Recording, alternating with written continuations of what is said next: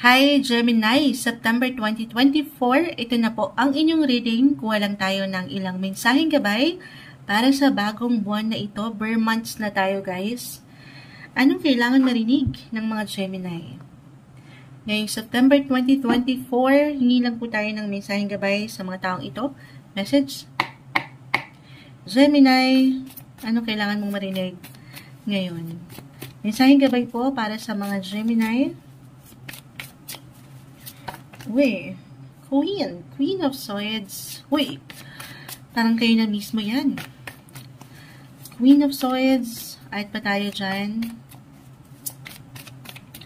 Yung inyong, dyan pa lang, yan yung pagiging wise, pagiging leader, pagiging matalino. Wise na nga, matalino ba? Ito na. Okay, may ilang bumagsak na. Umangat dito yung inyong mga kakayanan, in short. Yung intellectual skills nyo. 3 of Cups, bumagsak na naman siya. 4 of Pentacles, the High Priestess. Ang dami. Okay. So, okay. Uy, okay. Gemini, just only take what resonate po. Tayo ay general message. Alam nyo, parang ang daming ganap ngayong no? Kanina pa bumabagsak si 3 of Cups.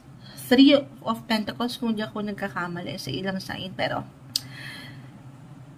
may ilang ganap. May kasiyahan. May, ito, pagdating sa inyong mga social circles, social groups, friendship, teamwork, teammates, ganun. May ilang ganap kayo. May pagsalo-salo or merong connection, reconnection, reunion for some of you. Umaangat po ka ayan, megos-megos si Moonchild. Umuulan po pala kasi baka parang nadidistract si Moonchild. Baka kasi hindi ako naririnig. Pero, umaangat dito ang inyong kakayanan, yung paraan nyo kung paano nyo dinadala ang inyong mga sarili, especially sa isang conversation, communication, yung inyong mga communication skills as a Gemini, yan yung natural na abilidad nyo. Hindi nyo pa man yan ma-realize, pero narito, ang inyong power. Okay? Or merong party invites kayong matatanggap sa ilang kaibigan ba ito, ilang tao, could be about your siblings din, kung meron kayong ganap sa pamilya. Okay. At the same time, 4, as I've mentioned, family. Na-mention ko na rin. Astrologically, 4 of Pentacles is here. Mag-highlight kasi ang inyong 4th house of home and family ngayong September 2024.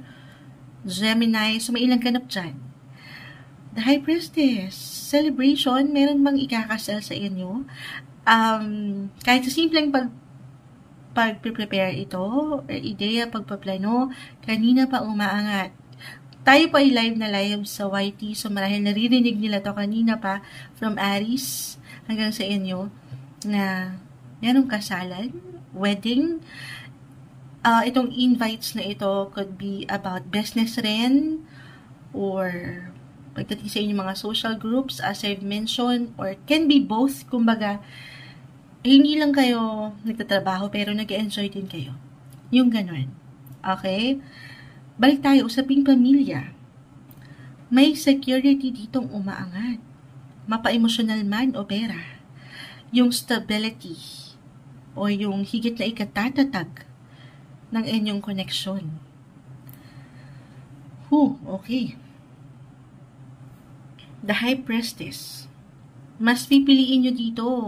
Siyempre pa, hindi lang yung pagiging practical, pero kung ano yung nasa puso. Follow your heart, Gemini. Trust your intuition. Malakas yung inyong mga pakiramdam ngayon. Kita nyo, mekos-mekos si Moonchild. Iba yung energy nyo ngayong September. Okay. Okay, ang ilan sa inyo ay maaaring higit na maging traditional or conservative when it comes to money or family. parang umaangat dito yung kayo growing up. Kaya nga na-mention ko na maring merong something ganap dyan na connection or maybe a reminder. Lalo pa para sa ilan sa inyo naging busy o patuloy na nagiging busy sa ilang sektor ng buhay, trabaho, halimbawa, or ilang ganap na hindi na kayo nagkakaroon ng sapat na oras kasama ang mahal sa buhay. Maybe a reminder to spend more quality time kasama sila. Okay? Okay. Ang ganda naman. Maganda naman. Balance. 9 of Swords. Ito lang yung medyo parang kailangan yung iwasan. Na very normal, nakakaramdam tayo nung minsan, nagiging negative tayo sa ilang tao, ilang sitwasyon, ilang posisyon man ito, porosyon. For some of you na nagiging, or maaring umangat pa lang ito, or umaangat na ngayon pa lang, naiiwanan kayo ng worry, pagdating sa kaibigan, why I'm getting a message na ganun, or sa pamilya, if ever meron kayong hindi napagkaunawaan, or napagtalunan para sa ilan sa inyo, aking uulitin, trust your intuition. Okay. Maring merong ano yan, Moonchild? Why umangat dito yung pagkamalalim? Maring merong sikreto kayong malaman, mapagtanto. The High Priestess is about secret po. May ma-uncover, may mabubuksan na sikreto na ngayon ay dito, I will be honest, baka dito kayo mapag-iwanan ng pag-aalala. Aking ulitin, yung pinakaunang message ko pa lang, matalino ka. Okay, alam mo na to. I mean, alam mo na kung saan ka dapat higit na mag-exert nung power, nung lakas mo. Tanungin ng sarili kung worth it ba na pag-alaya ng enerhiya or hindi. Dalawa lang naman yan. Could be positive or negative. Yung about the secrets. Or, okay, ayun nga. Dito, may ilang person of interest. May ilang taong umangat. Hindi ka nag-iisa. Okay? May ilang suporta. Lalo pa, usaping pamilya. Andito yung mental clarity, Queen of Swords, the Four of Pentacles. Meron kang kakayanan na i-handle ito. Lalo pa kung papaangatin mo ngayong buwan yung talino mo, yung diskarte. Meron ka niyan. Hindi mo pa man yan ma-realize. Okay? If you need support, again, andito yung, hindi lang support pero yung protection. Okay? Lalo na dito sa ilang, halimbawa, meron kayong plano. Kahit sa simpleng pagpaplano, meron po. Huwag yung isipin kayo ay nag-iisa. Maybe isang reminder na napakaganda, no? Napakalaking bagay na kayo'y minsan nailalabas nyo yung inyong saloobin sa paraan na syempre para balance lang. Kasi parang ilan ay kailangan ng someone na pwede nyong mapagsabihan. Kasi meron hindi ka dito nag-iisa. Okay? Yun lang. Stay focused sa inyong gustong patunguhan, marating sa inyong mga goal at huwag kayong magpa-distract sa ilang stress or alam yung nega. I mean, kasi dyan kapag masyado nating pinag-alayan ng energy, yung alam yung hindi makatutulong para sa inyo, baka yan yung mag-alay pa para ma-discourage kayo na ilaban, i-push yung mga gusto nyong puntahan, na invite, sabi ko nga, baka dito gusto niya lang magkulong or mapag-isa na hindi masama, pero pinapaalalahanan ka ng baraha na positive lang tayo. I know, napakadaling sabihin, napakahirap gawin minsan bilang tayo ay tao lang. Okay? Pero stay optimistic. This is the best month to spend more quality time again for your relationships, mapa-family man, or dito, ayan, buhay, pag-ibig, asawa, andito po yung seguridad sa kanila. Kaya naman minsan tayo sinusubok ng tadhana. Okay? Ito yung umaangat.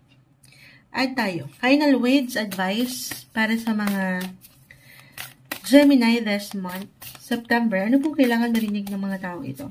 September 2024. Ang dami nito. Kunin natin yung pinaka. Gemini, pinaka-advice po. Ayan na. Uy! Keep your heart open. Keep your heart open. Three of Cups. Sabi ko nga, follow your heart. Trust your intuition. Three of Cups. Ito po yung pagiging open nyo. Open-minded. Networking ba ito, Moonchild? Hindi. Sa ilang sitwasyon, ilang tao na nandyan para sa'yo. Kaya naman minsan, ayan nun, parang nakasara yung iyong window. The Nine of Swords.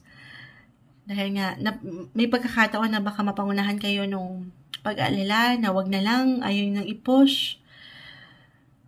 Patuloy kang mag-show up sa mundo, Gemini. Show the world the real you. Ayan.